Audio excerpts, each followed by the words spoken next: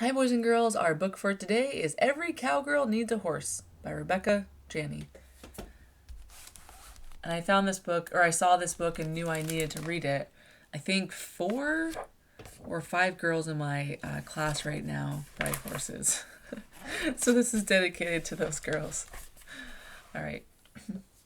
I'm a cowgirl from head to toe, and every cowgirl needs a horse. So I asked for one for my birthday. Plan for my birthday. Number 1, a horse. Any color will do. Now, new hitching post here. Most important, move car out here. Horse trough. That's a tough word to spell. Side yard, haystack, new corral, other stuff. Brushes, oats, saddle, and bridle. Birthday mornin', I shook the sleep out of my braids and dressed for ridin'. I pulled up my jeans, snapped on my chaps, tugged on my boots, and tipped my hat. Mornin', Nellie Sue, I said to the mirror. Morning, Mama answered. What would the birthday girl like for breakfast? Something that'll stick to my ribs. I got chores to do.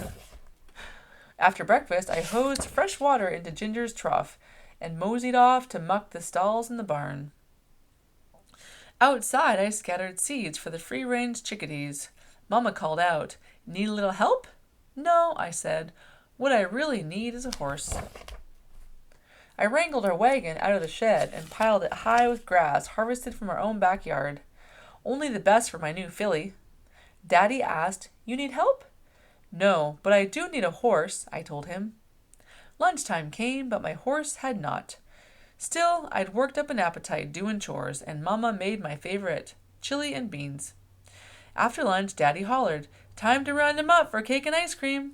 I looped Ginger's leash into a lasso. Yee-haw, we've got herding to do. We circled the block, barking and yelling until we scared up a stampede of kids. One little un broke away, and I almost had to hog-tie him. I threw up my arms and shouted, I'd do better with a horse. Soon, as the herd gathered, Mama passed out Johnny cakes. I strummed my guitar while we all sang Happy Birthday and Home on the Range and enjoyed a good time around the campfire. And then it happened. Daddy said, Hey, Nellie Sue, got a horse here for you. He patted the saddle of a brand new bike. Isn't she a beauty? She has a shiny silver coat with a bright pink saddle and a pale pink mane. Well, you gonna ride her? Daddy asked.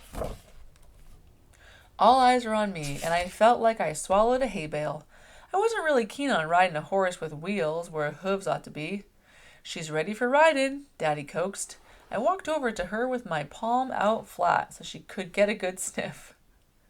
Well, beauty. What? Well, beauty, I whispered. You gonna let me lead you around a little? With everyone staring, I judged I better give him a show. Like a true cowgirl, I put one boot in the stirrup, flung my other leg over the saddle, and pedaled like I was running from a wild hog. We skedaddled down the hill. Giddy up! Straight over the chicken wire fence and into the garden, right in the middle of Mama's tomatoes. Thud, smack, wham! Beauty was hurt, real bad. I hugged her close and hollered for my dad. Look, Daddy, I cried. That chicken wire's poking right through her hoof. Sure enough, Beauty had a punctured wound. Will she be okay? I asked. Daddy wrapped up Beauty's wound, pumped her full of medicine, and said, Well now, she's as good as new. That a girl, I whispered, and held her steady. Beauty seemed taller and wiser, too, but maybe that was me getting a little horse sense of my own. Beauty, I told her, a real cowgirl is always getting back in the saddle. Let's do it. I stuck my boots in the stirrups and gripped the reins. Beauty held her head high and cantered along, gaining speed. My braids blew like kite tails as we galloped down the slope, and I grinned until I could taste the wind.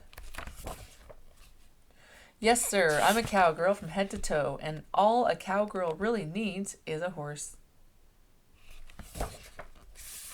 And I do have that. That was a good book. All right, boys and girls, we hope you enjoyed that book. Have a great day.